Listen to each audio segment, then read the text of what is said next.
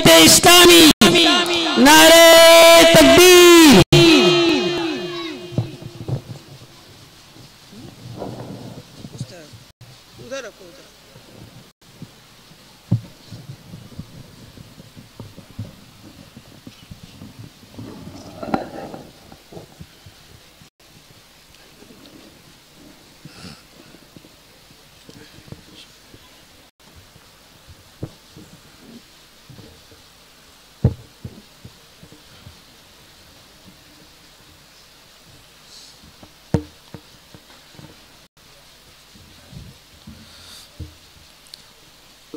अल्हम्दुलिल्लाहि रब्बिल आलमीन वल आक़िबतु लिल मुत्तक़ीन वस्सलातु वस्सलामु अला सय्यिदिल अंबियाइ वल मुरसलीन व अला आलिहि व अस्हाबिहि तय्यिबीन अत्ताहिरीन अम्मा बाद। फ़ाउज़ बिल्लाहि मिनश शैतानिर रजीम बिस्मिल्लाहिर रहमानिर रहीम। कुल्लु मन अलैहा फ़ान व यबक़ा वजहु रब्बिका ज़ुल जलालि वल इकराम। सदक़ल्लाहुल अज़ीम। गौसे आज़म बमने बेसरो सामा मददे क़िबले दी मददे काबे ईमा मददे बगिरदाबे बला उफ्ताद कश्ती ज़ईफ़ाने शकिस्ता रात पुश्ती बहक़े ख़ाजे उस्मान हारून मदद कुन या मुईनुद्दीन चिश्ती मदद कुन या मुईनुद्दीन चिश्ती मदद कुन या मुईनुद्दीन चिश्ती। मिंबर पर जलवगर लायक़ सद एहतराम उलमाए किराम हाज़रीन सुन्नी इज्तिमा पर्दा नशीन माओ और बहनों, अस्सलामु अलैकुम व रहमतुल्लाहि व बरकातुहू। आइए हम और आप मिलकर इंतहाई अक़ीदत व मोहब्बत के साथ अपने और सारी कायनात के मरकज़ अक़ीदत अनीसे बेकसा चारा साज़े दर्दमंदा हम गरीबों के गमगुसार मुस्तफ़ा जान रहमत हुज़ूर अहमदे मुजतबा मोहम्मद मुस्तफ़ा अरवाहुना फ़िदा सल्लल्लाहु तआला अलैहि वसल्लम की बारगाह बेकसपना में जिस तरीक़े से मैं पढ़ाऊँ, आप भी मेरे साथ मिलकर बआवाज़े बुलंद पढ़ें। अस्सलातु वस्सलामु अलैका या रसूल अल्लाह, अस्सलातु वस्सलामु अलैका या नबी अल्लाह।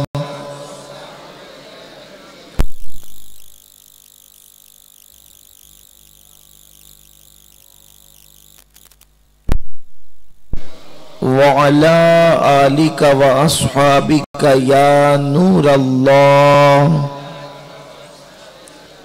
सल्लल्लाहु तआला अलैका वसल्लम।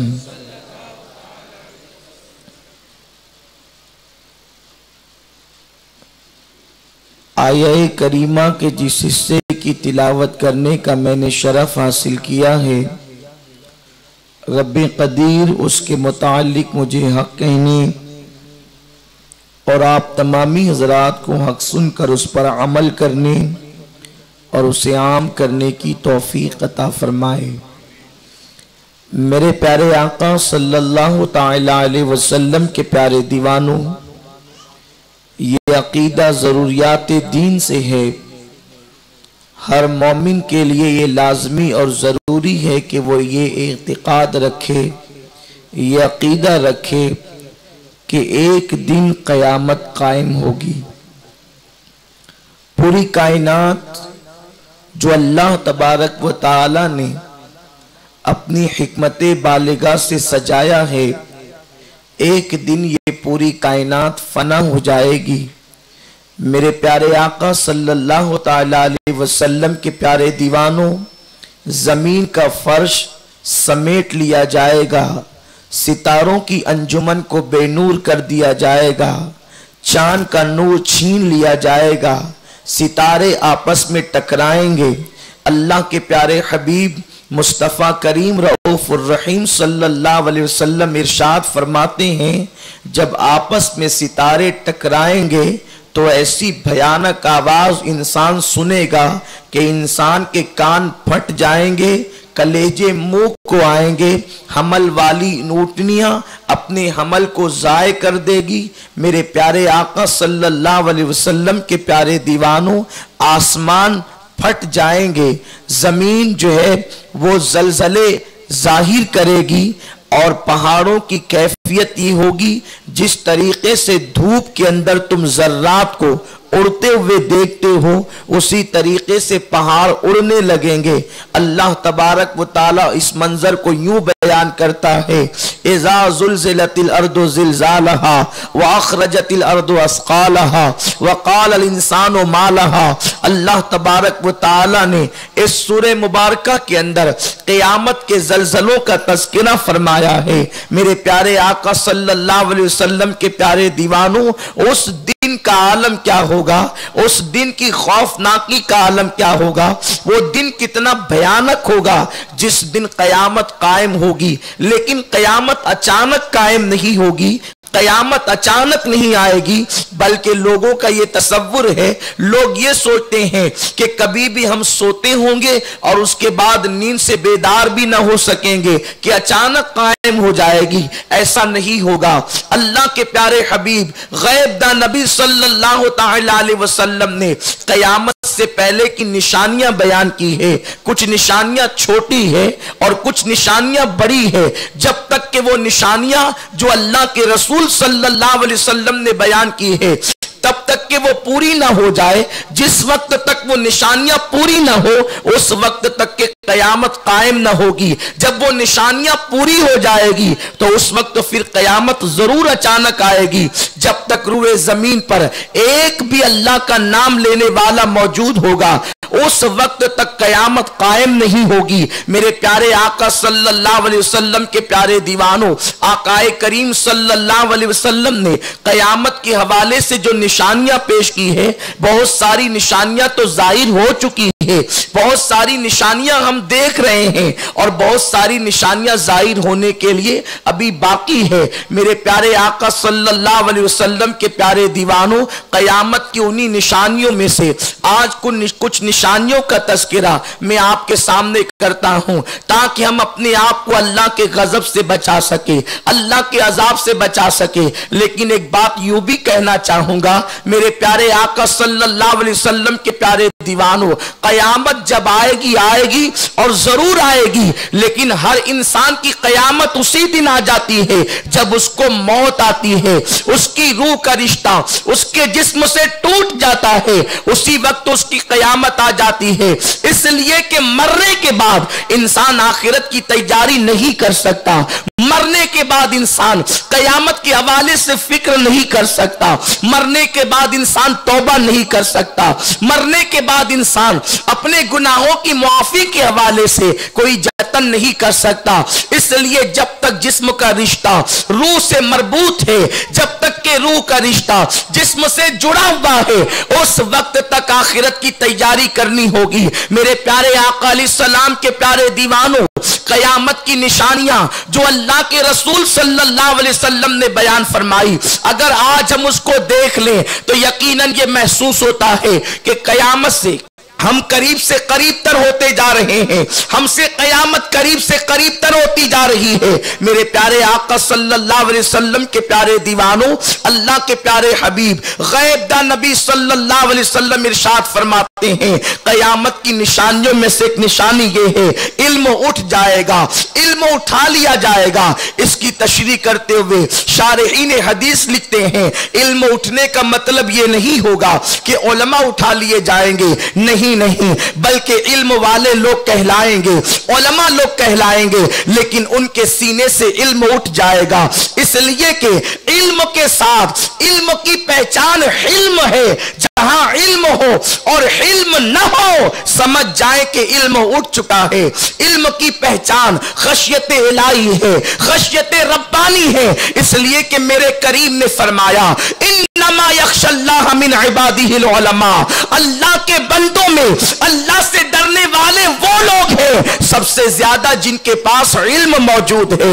अहले इल्म के पास अल्लाह की खशियत मौजूद है, अल्लाह का खौफ मौजूद है। मेरे आका सल्लल्लाहु अलैहि वसल्लम के दीवानों, अल्लाह के हबीब सल्लल्लाहु अलैहि वसल्लम के फरमान को देख लें। आज इल्म वाले कहलाने वाले जमीन पर फितना फैला रहे हैं। इल्म वाले कहलाने वाले चंद सिक्कों के एवज, चंद रूपियों के एवज माअज़ल्लाह अपने ईमान का सौदा कर रहे हैं। रसूल आजम के खिलाफ हज़ियान गोई कर रहे हैं, आकाए करीम के खिलाफ बकवास करते नजर आ रहे हैं। जिन लोगों ने हिफ्जुल ईमान में यह लिखा, या जिसने हिफ्जुल ईमान में यह लिखा कि नबी का इल्म जानवर और पागल और बच्चों के बराबर है, क्या उसको लोग आलिम नहीं कहते? क्या उसको लोग आलिम कहकर नहीं पुकारते? जिसने यह लिखा कि माअज़ल्लाह रसूल आजम मरकर मिट्टी में मिल गए, क्या दुनिया उसको आलिम कहकर नहीं पुकारती? आकाए करीम सल्लल्लाहु अलैहि वसल्लम ने फरमाया, इल्म उठ जाएगा, इल्म उठा लिया जाएगा। अच्छी तरह ज़हन नशीन कर लो, इल्म वो है ही नहीं और इल्म का फैजान वो है ही नहीं जहां पर अदब मौजूद ना हो, जहां इल्म मौजूद ना हो। किसी कहने वाले ने खूब कहा है, इल्म इंसान को इंसान बना देता है, इल्म बेमाया को सुल्तान बना देता है। इल्म अल्लाह जिसे दे उसे ईमान भी दे, वरना ये वो है जो शैतान बना देता है। मेरे प्यारे आका अलैहिस्सलाम के प्यारे दीवानों, अल्लाह के प्यारे हबीब सल्लल्लाहु अलैहि वसल्लम फरमाते हैं, कयामत की निशानियों में से निशानी ये भी है कि लोग ज़कात को तावान समझने लगेंगे, ज़कात को तावान समझा जाएगा, ज़कात को बोझ समझा जाएगा, हालांकि ज़कात बोझ नहीं है। आकाए करीम सल्लल्लाहु अलैहि वसल्लम फरमाते हैं, जिसने ज़कात निकाल दिया उसने अपने माल को अल्लाह के महफूज किले के अंदर उसकी अमान में दे दिया, उसकी हिफाजत में दे दिया। जिनकी ज़कात निकल जाती है उनके माल की हिफाजत अल्लाह के जिम्मे करम पर होती है। अल्लाह उनके माल की हिफाजत फरमाता है। अल्लाह के महफूज किलों के अंदर उनके माल महफूज कर लिए जाते हैं, ना वहां चोरी होगी, ना वहां आग लगेगी। लेकिन आज लोग ज़कात को तावान समझते हैं, मुकम्मल तौर पर ज़कात अदा नहीं करते, उसकी शराइत के साथ अदा नहीं करते। मेरे आका मुस्तफ़ा करीम रऊफुर रहीम सल्लल्लाहु तआला अलैहि वसल्लम इरशाद फरमाते हैं कि दोस्तों से मोहब्बत की जाएगी और बाप पर लोग जो है वो खर्च करने से कतराएंगे, बाप से दूरी इख्तियार करेंगे, दोस्तों से मोहब्बत करेंगे। आज इस माहौल को आप अपनी माथे की आंखों से देख लें। गैब दा नबी सल्लल्लाहु तआला अलैहि वसल्लम ने यह सर्वे रिपोर्ट पेश की है कि दोस्तों से प्यार किया जाएगा, दोस्तों से मोहब्बत की जाएगी, बाप से दूरी इख्तियार की जाएगी, दोस्तों पे खर्च किया जाएगा, बाप से हाथ उठा लिया जाएगा। आज आप देखें, पिकनिक के बहाने जब नौजवान निकलते हैं तो दोस्तों पर हजारों रुपए खर्च किए जाते हैं, लेकिन अगर बूढ़ा बाप चंद रुपये दवा खाने के लिए मांग रहा हो, या खर्च के लिए मांग रहा हो, या जरूरत के लिए मांग रहा हो, तो एक बेटा अपने बाप को डांटता हुआ नजर आता है, बस करो, बुढ़ापे में तुम्हें कितने पैसे लगते हैं, बुढ़ापे में तुम पर मैं कितना खर्च करूं। एक बीमार बाप की बीमारी औलाद के लिए बोझ महसूस होती है, लेकिन ये बेटा भूल चुका है, यही बाप तो था जिसने अपनी पूरी जवानी मुझे खिलाते खिलाते गुजार दिया। इसने ना कड़ी धूप देखी, इसने ना बारिश देखी, इसने ना सर्दी का मौसम देखा, सारे मौसमों को जिसने पैरों तले रोल करके अपने बच्चे की पढ़ाई का इंतजाम किया, बच्चे को जवानी की दहलीज पे खड़ा किया। आज वही बेटा जवानी की दहलीज पर खड़े होने के बाद अपने बूढ़े बाप को बोझ महसूस करता है। गैब दा नबी सल्लल्लाहु तआला अलैहि वसल्लम ने 1450 साल पहले आज का आईना हमें दिखा दिया। आप देख तो ले, घर घर की यही कहानी है। हर बाप जो है वो शाकी है, अपने बेटे के हवाले से शिकायत कर रहा है। मेरे प्यारे आका अलैहिस्सलाम के प्यारे दीवानों, अल्लाह के रसूल सल्लल्लाहु अलैहि वसल्लम फरमाते हैं कयामत की निशानियों में से निशानी ये है, मां अपने आका को जनेगी, मां अपने आका को पैदा करेगी। शारहीन हदीस कहते हैं इससे मुराद ये है कि औलाद अपनी मां के साथ ऐसा सुलूक करेंगे जैसा आका अपनी कनीज के साथ करता है। आज आप देखें, अगर माँ बाप बूढ़े हो जाए तो माँ बाप से फैसला करने का हक छीन लिया जाता है। एक बूढ़े बाप से जाकर के मिलो तो सही, बाप यही कहेगा मैंने सारा मामला अपने बेटों को सौंप दिया है और मैं तो अल्लाह अल्लाह कर रहा हूं। मेरे प्यारे आका अलैहिस्सलाम के प्यारे दीवानों, माँ बाप को फैसला करने का हक भी नहीं, माँ बाप के पास इख्तियारात भी नहीं। जैसे गुलाम और कनीजों को घर में रखा जाता है, आज माँ बाप को वैसे ही घर में रखा जा रहा है। मगर सुनो, अगर तुमने नमाजों की पाबंदी की, अगर तुमने चेहरों पे दाढ़ियां सजाई, अगर तुमने अपने आप को बज़ाहिर मुत्तकी और परहेजगार बना लिया, अल्लाह के रसूल का फरमान सुनो। मेरे सरकार फरमाते हैं कि जिसके माँ बाप उससे नाराज हो, अल्लाह ना उसकी दुआ कबूल करता है ना इबादत कबूल करता है।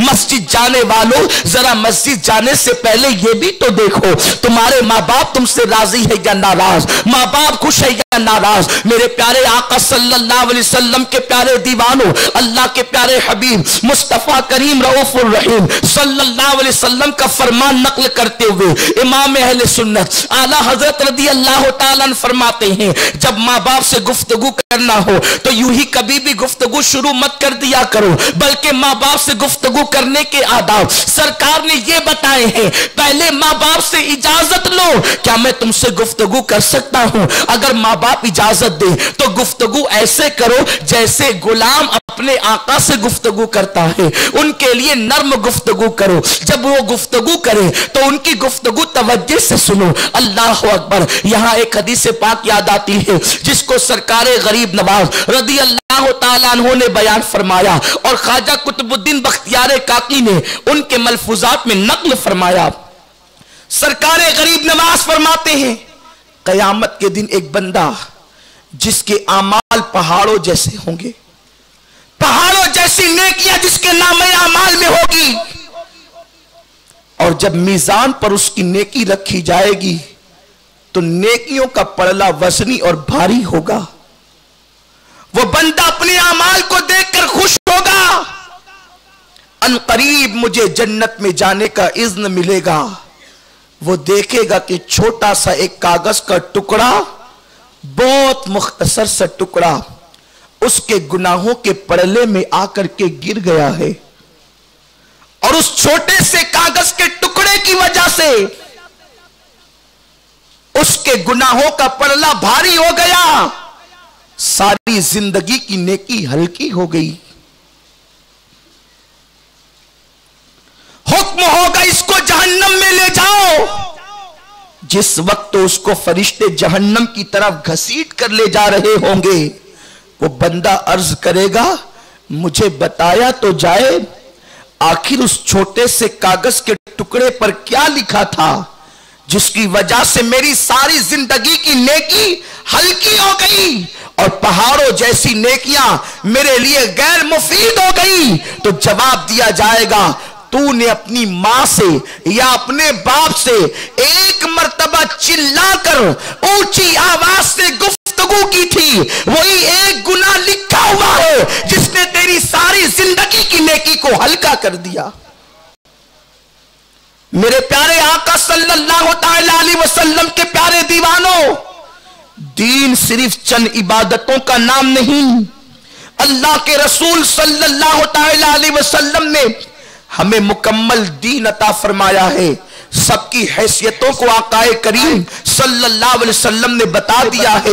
उसके बाद मेरे और आपके आका गैबदा नबी सल्लल्लाहु अलैहि वसल्लम फरमाते हैं कयामत की निशानियों में से एक निशानी ये है, औरतें किबला बन जाएगी, औरतें किबला बनेगी। यानी मर्द सबसे ज्यादा अगर किसी की गुफ्तगू सुनेगा तो अपनी बीवी की गुफ्तगू सुनेगा, अपनी बीवी से वो हर बात करेगा, हर मशवरा करेगा।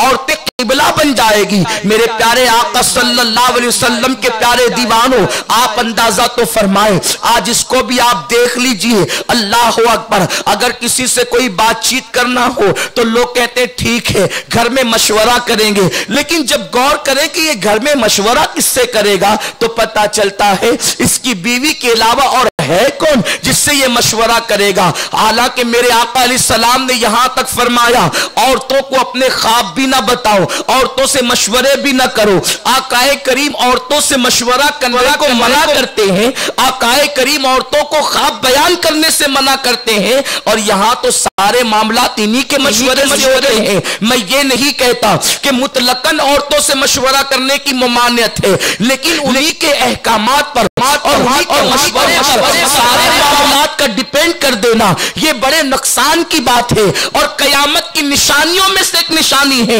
मेरे प्यारे आका अलैहिस्सलाम के प्यारे दीवानों, औरतें जो कहेगी वो होगा। आज आप देख लें, औरतें जो कह रही है वही हो रहा है, औरतें जो चाह रही है वही हो रहा है। मर्द का हाल ये है कि बीवी के सामने मर्द भीगी बिल्ली की तरह बना हुआ है। मेरे आका मुस्तफा करीम रऊफुर रहीम सल्लल्लाहु तआला अलैहि वसल्लम फरमाते हैं वो मर्द दयूस है, अल्लाह ने उस पे लानत की है जो अपनी बीवी का गुलाम बन जाए और बीवी पर हाकिम बनने की बजाय वो बीवी का महकूम बन जाए। मेरे प्यारे आका अलैहिस्सलाम के प्यारे दीवानों, आप अंदाजा तो फरमाएं, आप गौर तो फरमाएं। औरतों ने अगर कह दिया कि हमें ऐसा ही लिबास चाहिए तो शौहर ये नहीं देखता कि ऐसा लिबास पहनाना जायज है या नाजायज है। अल्लाह और रसूल के फरामीन को पीठ के पीछे डाल दिया जाता है और बीवी के हुक्म पर जो है वो माअज़ल्लाह आमन्ना सद्दकना की सदाएं बुलंद की जाती है। मेरे प्यारे आका अलैहिस्सलाम के प्यारे दीवानों, अल्लाह के रसूल सल्लल्लाहु अलैहि वसल्लम ने फरमाया जब औरतों की बातें इंसान मानने लग जाएगा उस वक्त तो सिर्फ तुम कयामत का इंतजार करना। अगर औरतें कह दे रंगीन टीवी चाहिए, ऐसी टीवी चाहिए, तो घर के अंदर वैसा ही टीवी लाया जाता है। और आज तो माअज़ल्लाह सुम्मा माअज़ल्लाह मजहब के नाम पर टीवी को आम किया जा रहा है। ये टीवी इतना खतरनाक है जो समाज के लिए इंतहाई दुश्वार तरीन है। ये सीरियल की नहुसतें, ये सीरियल की लानतें टीवी के जरिए से तुम्हारे घर के अंदर आ रही है। ये फिल्मों की लानतें टीवी के जरिए से तुम्हारे घरों के अंदर आ रही है। आजकल लोगों को कहा जाए अपने घरों में टीवी क्यों लाते हो तो कोई कहता है इस्लामी चैनल देखने के लिए। मैं कहता हूं इस्लामी एक चैनल देखने के लिए, दो चैनल देखने के लिए, दर्जनों वो चैनल जिस पे उरियानियत दिखाई जा रही है, जिस पर गंदगी दिखाई जा रही है, जिस पर फहाशी दिखाई जा रही है। मुझे बताओ शौहर जब तक घर में रहेगा मुमकिन है उसके खौफ की वजह से औरतें इस्लामी चैनल देखे, लेकिन शौहर घर से बाहर निकलेगा तो बच्चे भी उरियानियत की तरफ जाएंगे, औरतें भी उरियानियत की तरफ जाएंगी। मैं तुमसे पूछना चाहता हूं आज जो मुस्लिम बच्चियां भाग रही है, आज जो मुस्लिम बच्चियां गैरों का हाथ पकड़ रही है, ये अफेयर के मामला, ये नाजायज ताल्लुकात, मुझे बताओ कौन सी औरत आकर के तुम्हें सिखाती है? तुम्हारी बेटियों को सिखाती है, तुम्हारे घरों में ट्रेनिंग दी जाती है। पता चला कोई ट्रेनिंग देने नहीं आता।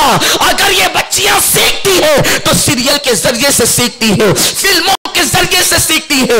एक दो चैनल की वजह से घर में टीवी ला करके तुम अपने लिए कयामत बपा कर रहे हो, तुम अपने घर को जहन्नम का ईंधन बना रहे हो। मुझे बताओ अभी बुजुर्गों की खानकाहें बाकी है, अभी वलियों के आस्थाने बाकी है, अभी उलमा का वजूद बाकी है। अरे टीवी से कौन दीन सीखता है? जो हम दीन सीख सकते हैं इस्लाम बुजुर्गों की रूहानियत से फैला है, पावर और चैनल की वजह से नहीं फैला है। मेरे प्यारे आका अलैहिस्सलाम के प्यारे दीवानों, मैं किसी पर क्रिटिसाइज करने के लिए नहीं बैठा, लेकिन इतना जरूर कहूंगा कि टीवी घर से निकाल नहीं सकते तो कम से कम उसका गलत इस्तेमाल न करो, उसका सही इस्तेमाल करो। मेरे प्यारे आका अलैहिस्सलाम के प्यारे दीवानों, हालात ये हैं कि लोग इस्लामी चैनल को देखते देखते फिर न्यूज भी देखते हैं।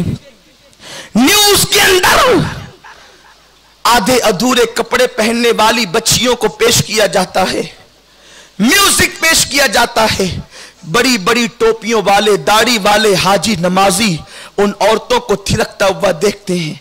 न्यूज के नाम पर, चैनल के नाम पर। मेरे प्यारे आका अलैहिस्सलाम के प्यारे दीवानों, अल्लाह के रसूल सल्लल्लाहु अलैहि वसल्लम का फरमान सुनो। मेरे आका फरमाते हैं, जो कसदन औरत के चेहरे को, गैर महरम अजनबी औरत के चेहरे को कसदन देखे, उसकी आंख में कयामत के दिन आग की सलाखें डाली जाएगी। आज लोग इसको बुराई समझते ही नहीं, बुराई मानते ही नहीं। और सुनो, औरत तो औरत है। सैयदुत ताइफा हजरत जुनैद बगदादी रज़ी अल्लाह ताला अन्हु फरमाते हैं, हो सके तो औरतों का दुपट्टा और उसके कपड़ों को देखने से भी अपनी आंखों को बचाओ, क्योंकि औरतों के नीरे कपड़े यानी कहीं सूख रहे हों, कहीं रखे हुए हों, यानी अभी औरत के बदन पर नहीं है, कहीं मौजूद हो। सैयदुत ताइफा जुनैद बगदादी रज़ी अल्लाह ताला अन्हु फरमाते, उन कपड़ों को देखने से भी अपनी आंखों को बचाओ, क्योंकि मुझे खौफ है कि वो भी तुम्हें फितने के अंदर जरूर मुब्तला कर देंगे। सैयदुत ताइफा जुनैद बगदादी ने यहां तक कहा, ऐ मुसलमानों, अगर हो सके तो तुम अपनी आंखों को बकरी का थन देखने से भी बचा लो। अगर तुम्हें दूध दोने की जरूरत नहीं पड़ती, तुम्हें जरूरत नहीं है, तो बगैर जरूरत तुम बकरी का थन भी न देखो। मुझे खौफ है कि वो देखोगे तो भी फितने में मुब्तला हो जाओगे। जब बकरी का थन देखकर कोई फितने में मुब्तला हो सकता है, और ये उस जमाने की बात है जिस जमाने में औलिया इस तरीके से रहा करते थे। एक मोहल्ले के अंदर लोग कई कई वलियों को पा लिया करते थे। वो वलियों का जमाना था, गौसे पाक के पहले का जमाना था। उस जमाने में सैयदुत ताइफा ने ये फरमाया, और आज तो माअज़ल्लाह शर ही शर है, गुनाह ही गुनाह है, उरियानियत ही उरियानियत है। आज हाल ये है कि लोगों के सामने गुनाहों से बचने वाला तन्हाइयों के अंदर गुनाह करता है। मेरे प्यारे आका अलैहिस्सलाम के प्यारे दीवानों, लोगों ने बड़े मुहज़्ज़ब तरीके इख्तियार कर लिए हैं। मैं अपने घर में हूं, बैठ करके टीवी पे फिल्म देखता रहूं, हीरो हीरोइन को नंगा नाचते देखता रहूं, उनके जिस्म को थिरकता देखता रहूं, कौन देख रहा है और मेरी पकड़ करने वाला कौन है? तन्हाई में गुनाह करने वालों सुनो, अल्लामा इब्नुल जौज़ी फरमाते हैं, जो लोग लोगों के सामने गुनाह नहीं करते और तन्हाई में गुनाह करते हैं, गोया कि वो अल्लाह से ऐलाने जंग करते हैं। तन्हाई में गुनाह करने वालों और लोगों के सामने गुनाह न करने वालों, गोया तुम अल्लाह को जंग का चैलेंज कर रहे हो। और दुनिया की कौन सी ताकत है जो खुदा से लड़ सके? नमरूद आया, लंगड़े मच्छर के जरिए हलाक कर दिया गया। फिरौन आया, दरिया के अंदर डुबो दिया गया। मुसलमानों, लाशऊरी तौर पर आखिर हमने अपने आप को किस तरीके से जहन्नम के गड़े की तरफ झोंक दिया।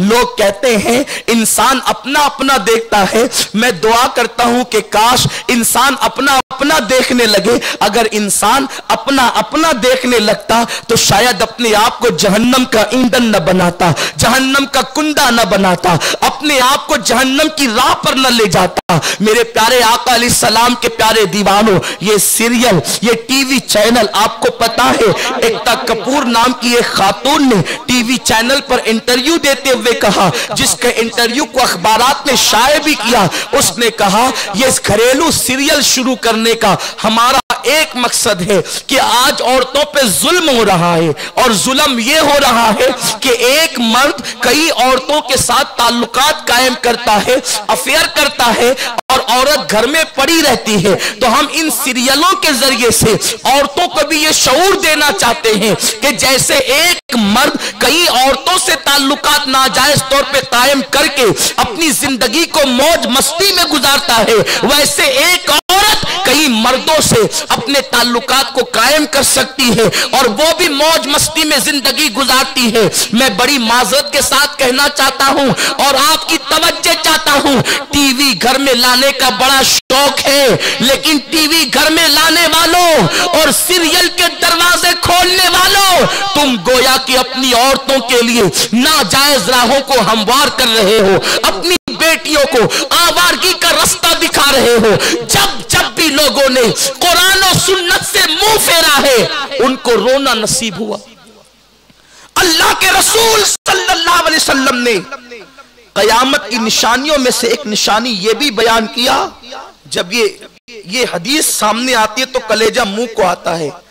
आका फरमाते कयामत की निशानियों में से एक निशानी यह है कि अक्सर बच्चे उनके बापों के नहीं होंगे, वो किसी और के होंगे। जिना इतनी कसरत से होगा कि बच्चों की अक्सरियत नाजायज होगी। आज आप इसको भी देख लें, और मेरी ज़बाने हया इस बात की इजाजत नहीं देती कि मैं इन अल्फाज को अपने अल्फाज में तशरीह करके आपके सामने पेश करूं। अहले खैरत पर आया है, अहले शऊर जानते हैं, दानिश्वरों के सामने ये मंजर मौजूद है कि अल्लाह अकबर, जिना कितनी कसरत से हो रहा है, जिना को कितना आम कर दिया गया है, और उसका सबसे बड़ा सबब घरों में सीरियल है। सीरियल के मनाजिर वो हैं कि बच्चियों को बाज़ाब्ता तौर पर ट्रेनिंग दी जाती है। मेरे प्यारे आका अलैहिस्सलाम के प्यारे दीवानों, जाहिर में हमने अपने होलिये को दीनदार बनाया, हमने जाहिर में अपने आप को तब्दील किया। अल्लाह अकबर, अल्लाह अकबर। मेरे प्यारे आका अलैहिस्सलाम के प्यारे दीवानों, दिलों से खशियत रब्बानी खत्म हो गई, दिलों से खौफ खुदा खत्म हो गया। अब जब पिकनिक पर जाते हैं तो जिना का प्लान लेकर के जाते हैं, अय्याशी का माहौल लेकर के जाते हैं, बुराई के अड्डों को आबाद करने के लिए लेकर जाते हैं। मेरे प्यारे आका अलैहिस्सलाम के प्यारे दीवानों, अल्लाह के हबीब के फरमान का मफहूम है। मेरे आका ने इरशाद फरमाया, बाज गुनाह ऐसे हैं जिनकी सजा अल्लाह दे या न दे, मौला कभी माफ करता है, कभी सजा देता है। बाज गुनाह ऐसे हैं जिनकी सजा दुनिया में देता है और आखिरत में बचा लेता है। बाज गुनाह ऐसे हैं जिनकी सजा दुनिया में भी देता है, आखिरत में भी देता है। लेकिन कुछ गुनाह ऐसे हैं जिनकी सजा दुनिया और आखिरत में मिलती है और उसकी सजा नस्लों तक अल्लाह देता ही रहता है। उस गुनाहों की सजा नस्ल दर नस्ल मुंतकिल होती है, नस्ल दर नस्ल जलती रहती है। सहाबा ने पूछा, या रसूल अल्लाह, वो कौन सा जुर्म है जिसकी सजा नस्ल दर नस्ल मिलती है? मेरे सरकार ने फरमाया, उसी को जिना कहते हैं। आज जिना को आम कर दिया गया। मेरे आका मुस्तफा करीम रऊफुर रहीम सल्लल्लाहु अलैहि वसल्लम फरमाते हैं, औरतें कपड़े पहनने के बाद भी नंगी रहेंगी। आकाए करीम ने फरमाया, सहाबा को ताज्जुब हुआ, या रसूल अल्लाह, वो दौर भी आएगा कि औरतें कपड़े पहनकर नंगी होगी। लेकिन सरकार, ये मतलब समझ में नहीं आया कि कोई कपड़ा पहनकर नंगा कैसे रह सकता है? तो मेरे सरकार ने फरमाया, कपड़े पहनकर नंगा रहने का मतलब यह है कि माज़अल्लाह वो औरतें इतने बारीक और पतले लिबास पहनेगी कि कपड़े पहनने के बाद भी उनके जिस्म का नशीबो फराज नजर आएगा। इतने तंग और फिटिंग में कपड़े पहनेगी कि कपड़े पहनने के बाद भी जिस्म की हयते कज़ाई नजर आएगी। मेरे प्यारे आका अलैहिस्सलाम के प्यारे दीवानों, आज वो कपड़े पसंदीदा नहीं हो गए, आज उन कपड़ों से मोहब्बत नहीं हो गई। आज हर आदमी चाहता है कि मेरी बीवी की इज्जत महफूज रहे, मेरी बेटी की इज्जत महफूज रहे, मेरी बहन की इज्जत महफूज रहे। सबको इज्जत महफूज रखने का ख्याल है, लेकिन हीरो हीरोइन के अंदाज में कपड़े तो हम ही खरीद कर लाते हैं। क्या तुम्हें पता नहीं, आज हाफ आस्तीन के कपड़े, आधी आस्तीन के कपड़े शौक से पहने जाते हैं। देवर के सामने वही हाफ आस्तीन, भाई चचाजाद भाई के सामने वही हाफ आस्तीन, बल्कि सगे भाई के सामने वही हाफ आस्तीन, जेठ के सामने वही हाफ आस्तीन। फुकहा फरमाते हैं, फुकहाए अहनाफ का ये फतवा है कि एक बच्ची अगर जवान जवान हो गई हो तो वो अपनी मां के सामने कोहनी के ऊपर का हिस्सा बिना उज़्र शरई खोल नहीं सकती। अगर उसने खोल दिया तो ये हराम है।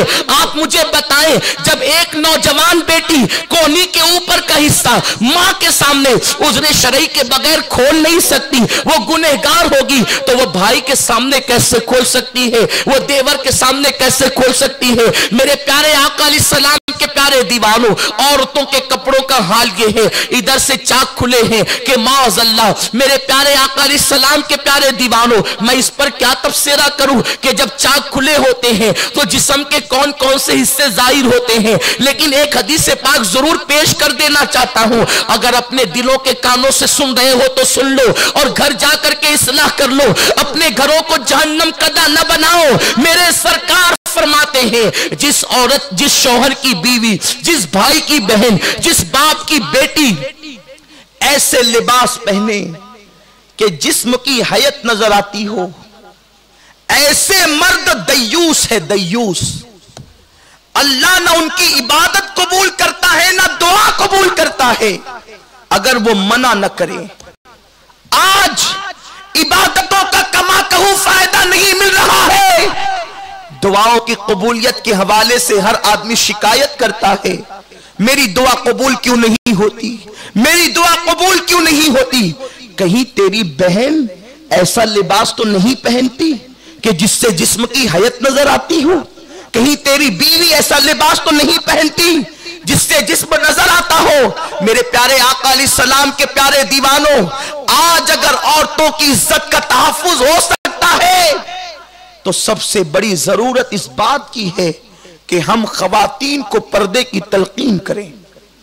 पर्दा लाजिम है, बल्कि उलमा और फुकहा ने यहां तक फरमाया, अगर औरत घर में अकेली और तन्हा है, कोई नहीं है, तो कम से कम उस पर इतना लाजिम है कि वो अपने सर पर दुपट्टा रखे।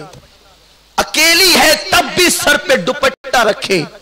साहिब रूहुल बयान अल्लामा इस्माइल हक्की रहमतुल्लाहि ताला अलैह 17वें पारे की तफसीर करते हुए इरशाद फरमाते हैं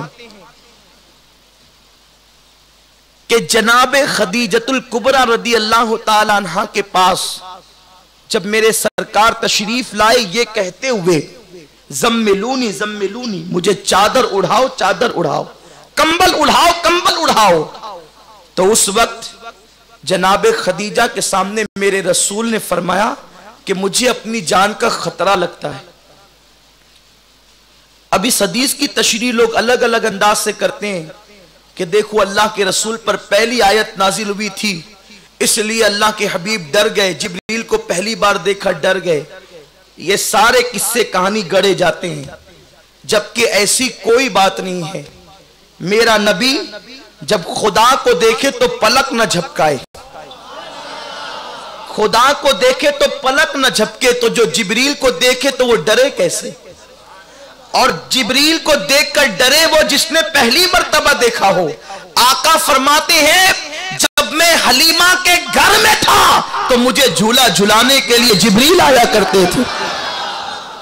अरे जो मां के गोद में और जो झूले में रहकर जिब्रील को देखा करे, बल्कि जिब्रील का तो मन ही कहां लगता है सिदरा पर। जब से मेरे रसूल दुनिया में तशरीफ लाए, जिब्रील तो मुतमन्नी है कि काश के कुछ काम आ जाए और मैं दरे हबीब पर पहुंचकर ज़ियारत रसूल करके खुदा का गोया के दीदार कर लूं। मन रानी फकत राल हक का जलवा मेरे सामने हो जाए। इसीलिए हजरत हसन बरेलवी कहते हैं, बेलिकाए यार उनको चैन आ जाता अगर, बेलिकाए यार उनको चैन आ जाता अगर, बार बार आते न यूं जिब्रील सिदरा छोड़कर। अरे सिदरा के मकीन मुर्गे सिदरा, उनका सिदरा पर मन नहीं लगता। अगर वो आना चाहते हैं तो मुस्तफा करीम की बारगाह में आना चाहते हैं। तो जिब्रील को देखकर डरे नहीं। और एक बात बता दूं, इस कुरान से पहले ये जो नुज़ूल कुरान है ना, इसकी पूरी तहकीक हमारे फुकहा ने, मुहक्किकीन ने पेश की है। और अल्लामा मुफ्ती मोहम्मद खान साहब रहमतुल्लाहि ताला अलैह ने बड़े नफीस अंदाज में इसकी गुफ्तगू की है कि वो ये है कि इस कुरान से जो 23 साल में नाजिल हुआ, उससे पहले मेरे नबी पे कुरान नाजिल हो चुका था। क्योंकि कुरान का सियाक ये बताता है, कहीं कुरान ने कहा है इन्ना अंज़लनाहु फी लैलतिल क़द्र, जहां अंज़लना आया है उससे मुराद है कि कुरान यकबारगी नाजिल हुआ। और कहीं कहा है नज़्ज़लना। अल्लाह पाक कुरान में फरमाता है हमने अपने हबीब पर कुरान नाजिल किया। तो महबूब पर जब कुरान नाजिल किया गया और जहां नज़्ज़लना फरमाया गया, जैसे कि अल्लाह तबारक व तआला इरशाद फरमाता है इन्ना नहनु नज़्ज़लना ज़िक्रा व इन्ना लहू लहाफ़िज़ून, इस जिक्र को हमने नाजिल किया है और हम ही इसकी हिफाजत करेंगे।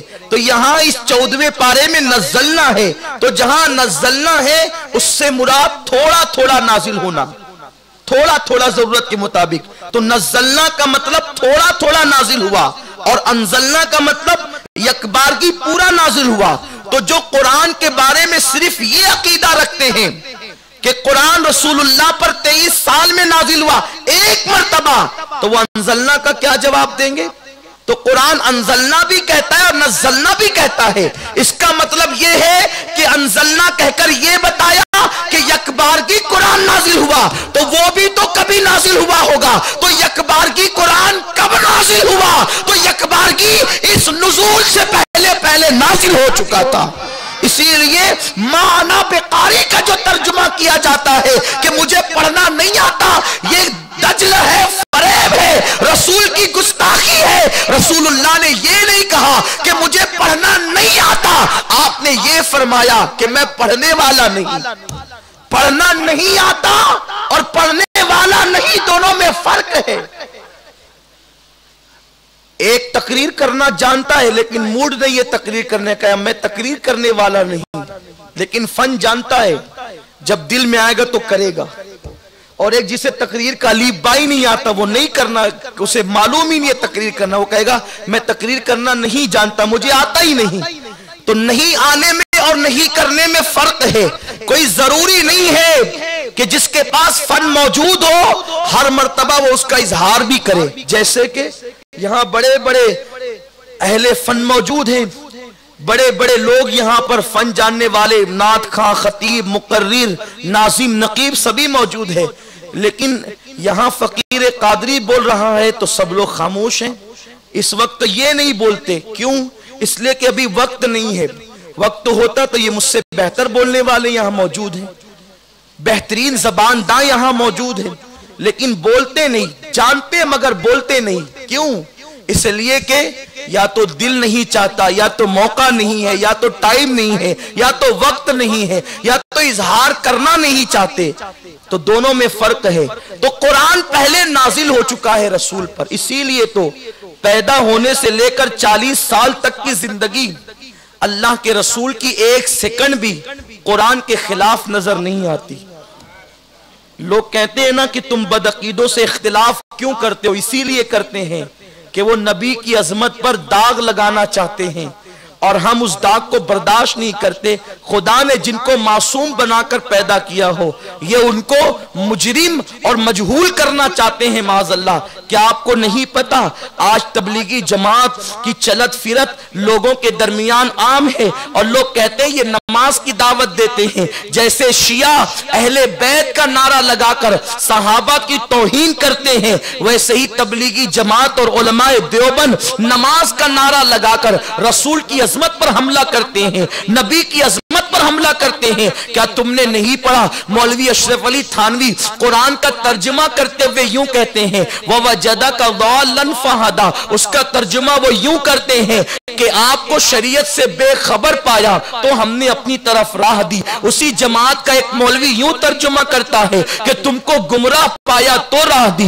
एक ये तर्जुमा करता है कि तुमको भटका हुआ पाया तो राह दी। नबी भटकेगा तो सिराते मुस्तकीम किसको मिलेगा? नबी बेखबर होगा तो बाखबर कौन होगा? नादानो सुनो, उनको बता देना चाहता हूं कि भटकता वो है जो मुसाफिर होता है। तवज्जो फरमाए, भटकता वो है जो मुसाफिर होता है, रास्ता कभी भटका नहीं करता। मुसाफिर मुसाफिर भटकता है, रास्ता नहीं भटका करता, रास्ता तो रास्ता होता है। और मोहम्मद मुसाफिर का नाम नहीं है, मोहम्मद रास्ते का नाम है। क्योंकि अब्दुल्लाह इब्ने अब्बास से जब पूछा गया कि सिराते मुस्तकीम क्या है, इब्ने अब्बास कहते हैं सिराते मुस्तकीम हुआ मुहम्मदुर रसूलुल्लाह। सिराते मुस्तकीम मोहम्मद का नाम है, हुजूर के नामों में से एक नाम सिराते मुस्तकीम है।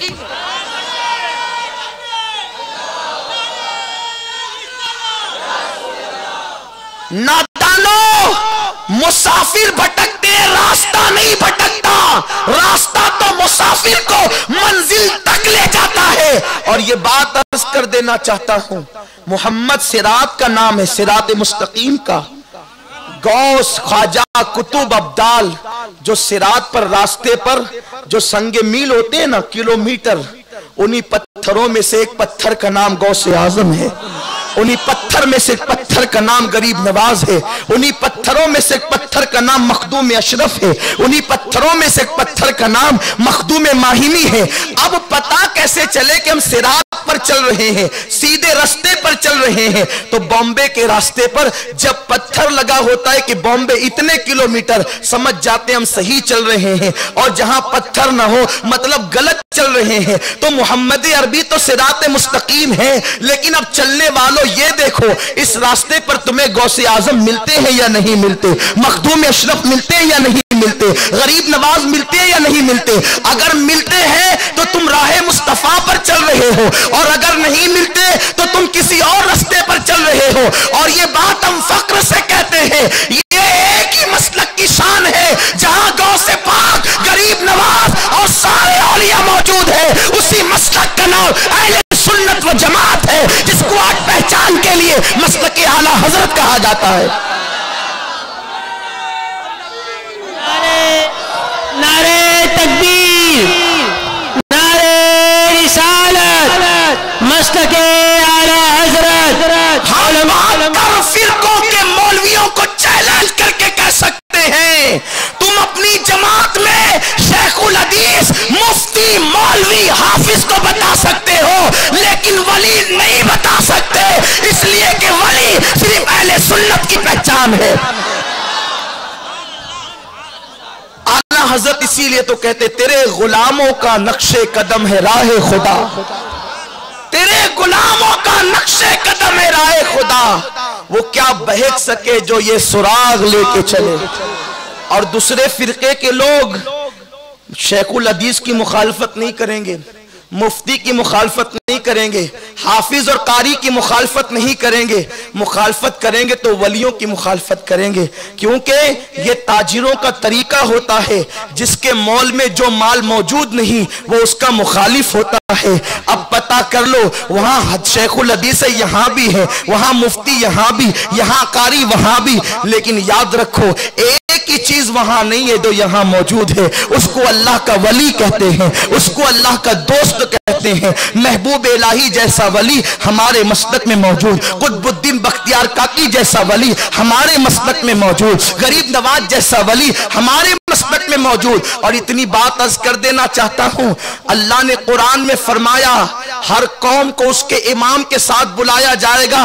तबलीगी जमात में जाने वालों, अशरफ अली थानवी के साथ उठाए जाओगे, जिसने ये कहा कि माज़ अल्लाह नबी का इल्म जानवरों के बराबर है, पागलों के बराबर है, बच्चों के बराबर है। रशीद गंगोही के साथ उठाए जाओगे, जिसने ये कहा माज़ अल्लाह कि नबी के माँ बाप काफिर थे, फतावा रशीदिया में उसने लिखा। ऐसे लोगों के साथ उठाए जाओगे। लेकिन सुन लो, अगर अहले सुन्नत के सच्चे मसलक पर कायम रहे, अल्लाह फरमाता है हर कौम को उसके इमाम के साथ उठाया जाएगा। तो तुम्हें इमाम हुसैन के साथ उठाया जाएगा, तुम्हें गरीब नवाज के साथ उठाया जाएगा, तुम्हें गौसे पाक के साथ उठाया जाएगा।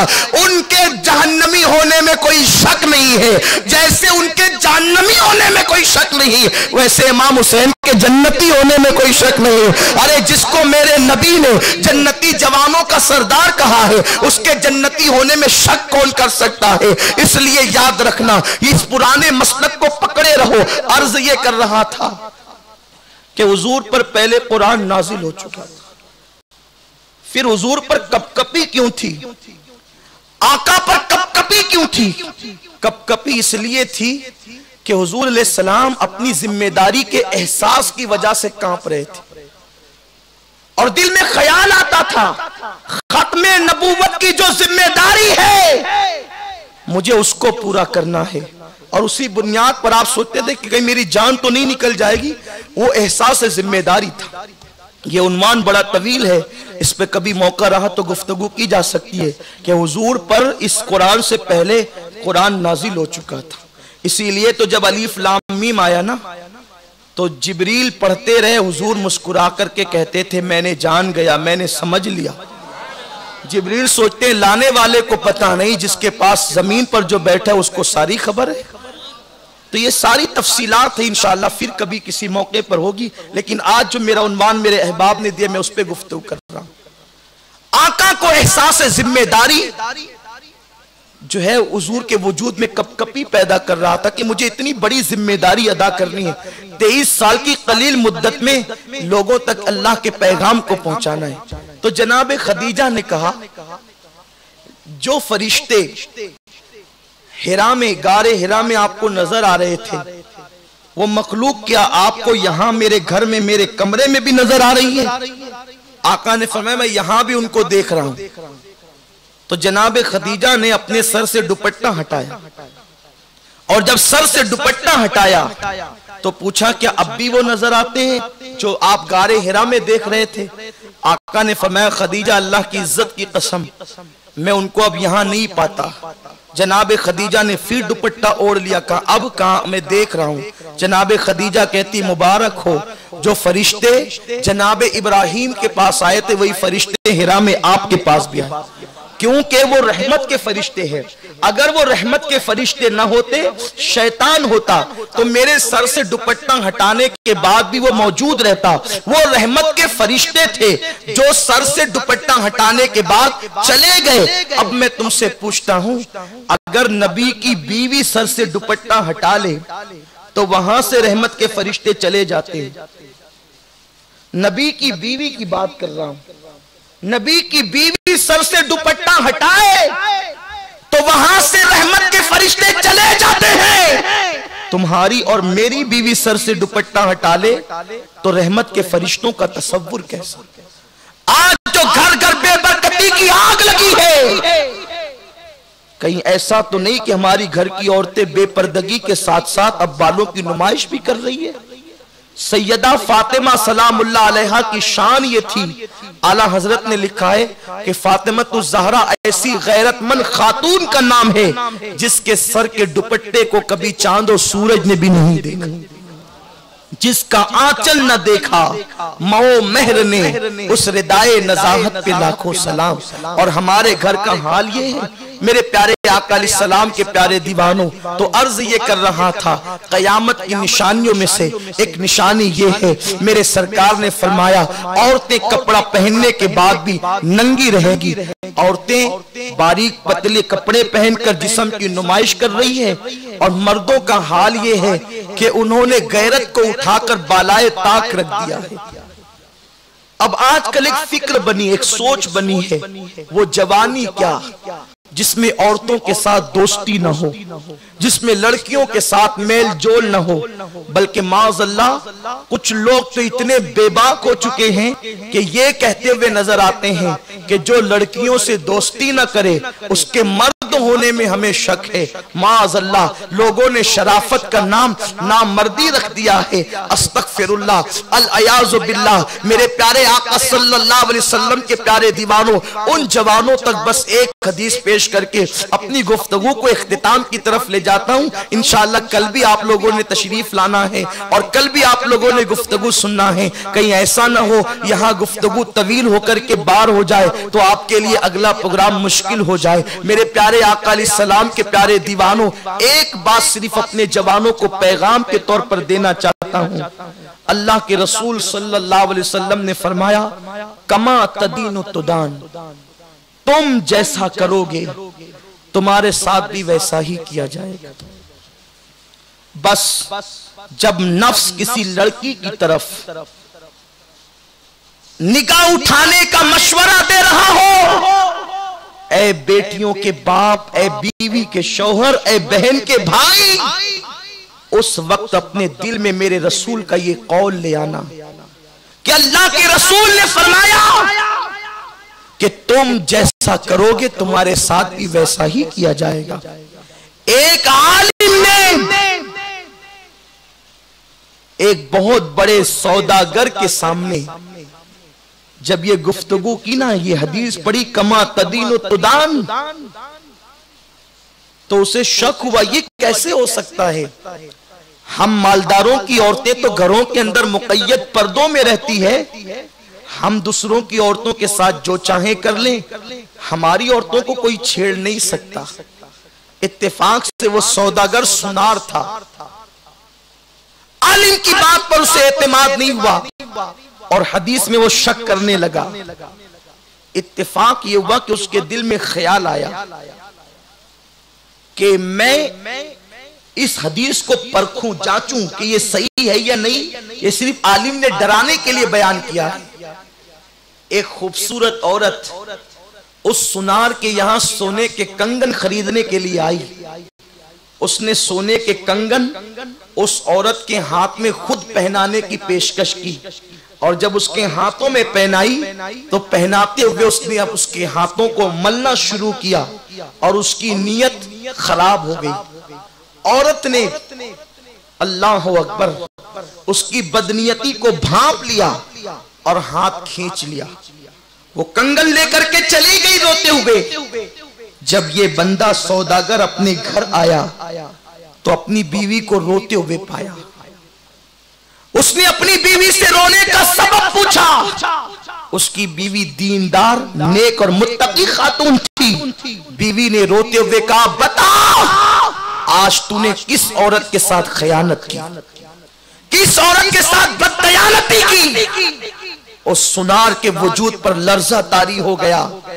जब औरत के ये जुमले सुने तो कहा, तुम घर में बैठने वाली, तुम्हें कैसे पता चला कि मैंने किसी औरत को छेड़ा, उसके साथ बददयानती की, उसके साथ खयानत की। तो औरत ने बरजस्ता जवाब दिया, क्या तुझे रसूल का कौल पता नहीं? अल्लाह के रसूल ने फरमाया, कमा तदीन तुदान, तुम जैसा करोगे तुम्हारे साथ भी वैसा ही किया जाएगा। आज एक नौकर ने मेरे हाथों को पकड़ करके मल दिया। मुझे जरूर आका के फरमान पर यकीन है कि तूने किसी औरत का हाथ मला होगा जब तेरी अमानत में खयानत की गई। उसकी आंखों में आंसू थे। उसने बीवी से कहा, तूने सच कहा।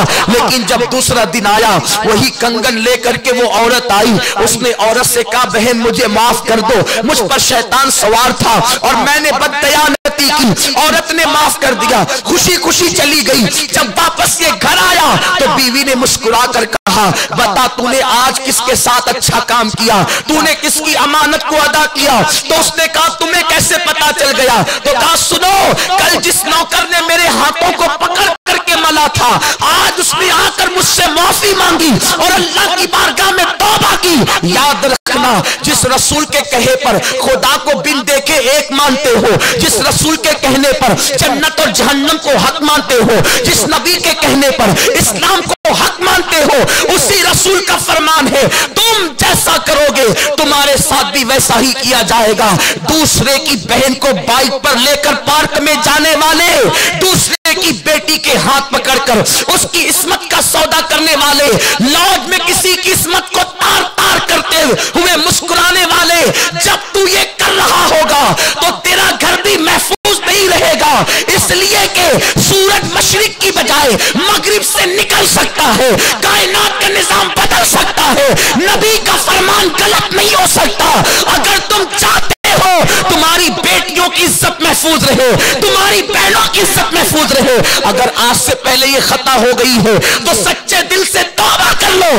तौबा करने वालों को माफ कर दिया जाता है, और अगर तौबा नहीं किए यही करते रहे, एक दिन इस फकीर कादरी के जुमलों को तुम जरूर याद करोगे। इख्तिताम पर अपने भाइयों को पैगाम दे रहा हूं। कर्नाटक के एक बहुत बड़े शहर में, शहर का नाम नहीं लूंगा, लोग नाराज होते हैं, मैंने तकरीर करते हुए यही वाकया बयान किया और हदीस पढ़ी, कमा तदीन तुदान, तुम जैसा करोगे तुम्हारे साथ वैसा ही किया जाएगा। माजरत के साथ शायद ये जुमले आप लोगों को बुरे लग रहे हो तो माफ कर दें, लेकिन नश्तर जो लगाता है वो दुश्मन नहीं होता। और मेरे बुजुर्ग भाइयों ने मुझे यही उन्वान दिया है। तो जब मैंने ये हदीस पढ़ी ना कि तुम किसी की बहन के साथ खयानत करोगे तो तुम्हारी बहनें भी महफूज नहीं रहेगी, बयान करके मैं बैठा ही था, एक लड़का खूबसूरत जवान रोते हुए आया और मुझे उसने स्टेज से नीचे उतारा। मैं उतरा, उतरते वक्त मुझे थोड़ा सा तरद्दुद हुआ कि ये क्यों रोता है। जब मैंने कहा तो उसने मेरा हाथ पकड़कर कहा, आपने हदीस सही पढ़ी, मैं उसकी तस्दीक करता हूँ। मैंने कहा मेरा तो ईमान है, ये बताओ तुम कैसे तस्दीक कर रहे हो। कहा कि चंद दिनों पहले की बात है, यहाँ से हम लोग जो है वो शहर के बीचों बीच एक पार्क है, उसी के करीब लॉज है, दोस्तों के साथ जब मैं लॉज में गया तो हौज मौज करने के लिए हमने अजराए मजाक उस लॉज के मैनेजर से कहा, जरा बताना तेरी लिस्ट में कौन सी लड़कियां हैं ताकि हम उन्हें मंगवा कर उनके साथ ऐश करें। तो उस लॉज के मैनेजर ने कहा, फोटो देख लो, जिसका इंतखाब करोगे पेश कर दी जाएगी, इतने पैसे होंगे, ये होंगे और सारा मामला तय हो जाएगा। तो वो लड़का कहता है मुझसे, अल्लाह की इज्जत की कसम, उस लड़के ने कहा रोते हुए, जब उस लॉज के मैनेजर ने फोटो को काउंटर पर बिखेरा तो एक चेहरे पर नजर पड़ी तो मेरे दिल में आग सी लग गई। उस हुस्न को देखकर मेरे पैरों के नीचे से जमीन खिसक गई। उसी फोटो पर मेरी नजर जम गई। मैंने उठाकर उसको देखता रहा, मुझे यकीन नहीं आता था कि मैं फोटो देख रहा हूं या ख्वाब देख रहा हूं। मैंने कहा क्यों? तो उसने कहा कि वो जो फोटो था वो किसी और का नहीं, मेरी सगी बहन का फोटो था जो मेरे सामने बिखेर दिया गया था। ये सूरत हाल है ए उम्मत के नौजवानों। आज अफ्रीका की सरजमीन पर हालात ये हैं कि मुसलमानों को कत्ल करके उनकी लाश को भून भून कर कुफ्फार खा रहे हैं। सीरिया का हाल ये है, मज़ारात औलिया को शहीद किया जा रहा है, मुस्लिम नौजवानों को कफन तक मुयस्सर नहीं। हिंदुस्तान के मुसलमानों, तुम किस दिन बेदार होंगे? तुम्हारी आंखें कब खुलेगी? क्या जवानी इसके लिए थी जो तुम कर रहे हो, या जवानी उसके लिए थी जो मोहम्मद बिन कासिम ने किया, जो तारिक बिन जियाद ने किया, जो अली अकबर ने किया? जवानी अय्याशी के लिए नहीं है, जवानी रातों को मुसल्ले पर रोकर गुजारने के लिए है। मेरे आका ने इरशाद फरमाया, जो जवान गुनाहों से पाकीज़ा रहकर अपनी जवानी को गुजारते हैं उनको खुशखबरी दे दो कि अल्लाह जन्नत में उनको मेरा पड़ोस अता फरमाएगा। जवानी इसके लिए है, तुमने खेल के लिए लगा दी, तुमने अय्याशी के लिए लगा दी, तुमने बुराई के लिए लगा दी। मेरी कौम का एक एक जवान अपनी निगाह में हया पैदा करे। सुन्नी दावत इस्लामी सिर्फ जाहिर को बदलने वाली तहरीक नहीं, ये वो तहरीक है जिसने बातिन बदले हैं।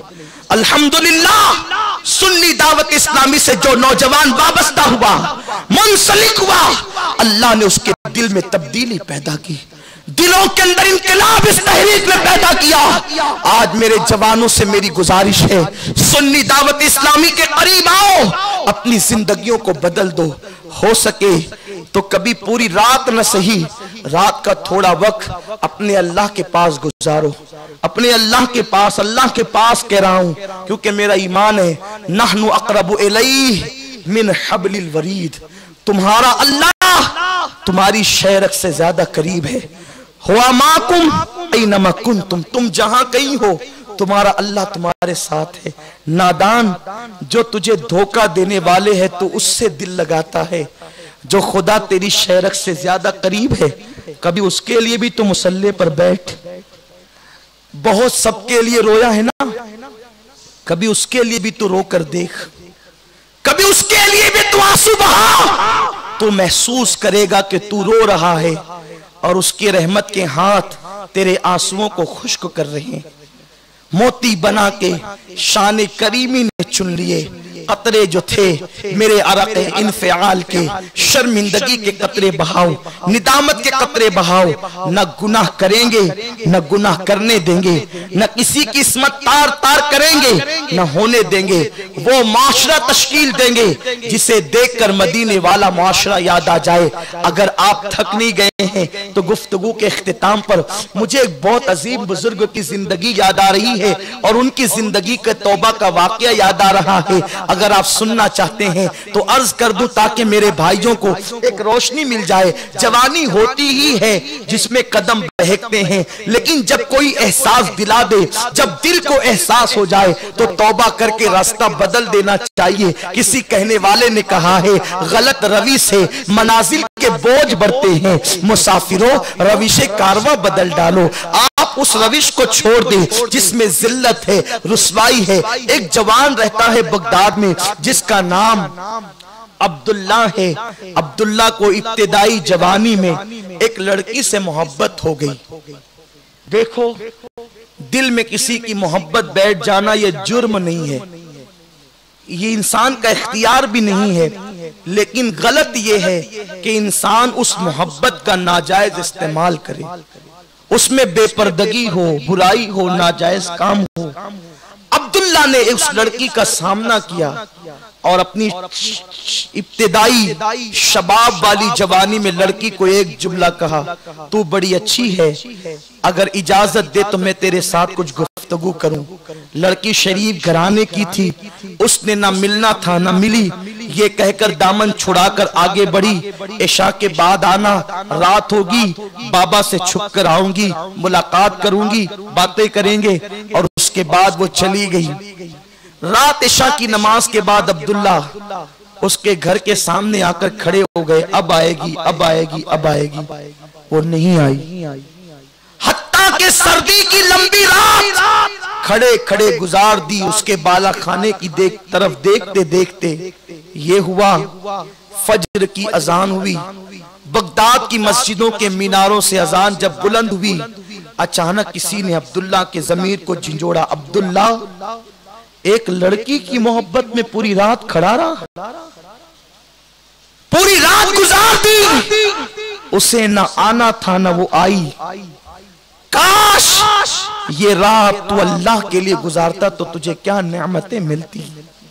बस झटका लगा, अल्लाह की बारगाह की तरफ पलटे, मस्जिद में गए, वुजू किया, फजर की सुन्नतें पढ़ी, जमात में वक्त था, हाथ उठाकर कहे, मौला सबसे दिल लगाया, कामयाब न हुआ, अब ये दिल तेरे लिए, तेरे महबूब के लिए, मुझे माफ कर दे। कहां मैं तेरा हुस्न छोड़कर गैर की तरफ बढ़ा था। और याद रखो, जिसे हुस्न समझते वो हुस्न है ही नहीं, असल हुस्न तो मुस्तफा करीम का हुस्न है। यारो, जिसमें बदबू आए वो कोई हुस्न है? लोग हुस्न को समझते नहीं। हजरत मालिक इब्ने दीनार ने बहुत अच्छा हुस्न समझाया है। बात पर बात निकलती है तो याद आता है, एक मर्तबा खलीफा की कनीज, जो खलीफा के दिल के बहुत करीब थी, खलीफा उसके बगैर नहीं रहता था। खलीफा से मुराद वो खलीफा जो बादशाह कहलाते हैं, थे तो बादशाह लेकिन खलीफे कहलाए। और असल खुलफा तो वो हैं जो सिद्दीक अकबर हैं, फारूक आजम है, उस्मान गनी है, मौला अली है, हसन मुश्तबा है, अब्दुल्ला बिन उमर है, ये लोग हैं। मालिक बिन दीनार ने उस कनीज को देखा, वो कनीजों के साथ जा रही थी। पूछा, तू कौन है? तो उसने बालों को झुरझुरी देते हुए कहा, मैं वो हूं, मेरे बगैर बादशाह रहता नहीं। तो कहा, क्या बादशाह तुझे बेच देगा? कहा, नहीं, वो मुझे क्या बेचेगा, लेकिन खरीदना है। आप मालिक इब्ने दीनार हो, जरा चलो, तुम खुद ही बात कर लो। कनीज को यूं लगा कि ये जैसे ही खरीदने की बात करेगा तो बादशाह इतनी कीमत बोलेगा कि ये दे ना सकेंगे। महल में पहुंचे, कनीज ने तकब्बुर से कहा, लीजिए, ये कोई काम लेकर आए हैं। मालिक बिन दीनार से बादशाह ने पूछा, मालिक क्या बात है? कहा, इसे बेचोगे? कहा, हाँ बेचूंगा। कहा कि कितने में? तो उसने कहा, आप कितने में खरीदोगे? तो मालिक बिन दीनार ने कहा, 2 खजूरें दूंगा और उसके एवज खरीद लूंगा। बादशाह ने तंजन हंस के कहा, इसे जानते हो ये क्या है? कहा, बहुत अच्छी तरह जानता हूं। करे, देख, सर से लेकर पैर तक हुस्न की मलका है। कहा, इसमें तो ऐब है, ऐब। कहा, ऐब नजर आता है तुम्हें? कहने वाले मालिक बिन दीनार थे, मामूली शख्सियत नहीं। देखो, जब दिल में खुदा बसता है तो फिर ऐसे जुमले जबान से निकलते हैं। मालिक बिन दीनार का क्या ऐब है? का पहली बात, अगर ये दांतों को न मांजे तो इसके मुंह से बदबू आएगी, कोई बात ही नहीं कर सकेगा, ऐसी बदबू आएगी।